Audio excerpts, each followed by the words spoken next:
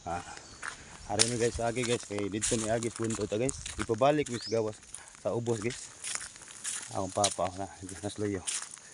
Ang kabawa kung gusto ni siguro guys. Gahapon gipatay ang tagiyana. Ungot kis ungay guro. Ha. Muna ay mo kumpiyansa sa kabaw guys. Kay lisod na kayo. Bisa pag inyo palang binuhi. Ang kabaw kung ganahan yung sungag jud sungag kumpiyansa.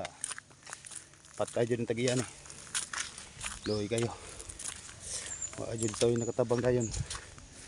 Kay hapon naman. Karon namon ninda doon sa barracks.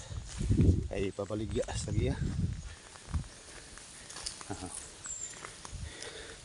Lumbang to barracks tamang diyot among paghatod ni luwak ra tami sa buntod pero nasaag man gibalik is kasada. Okay guys, thank you.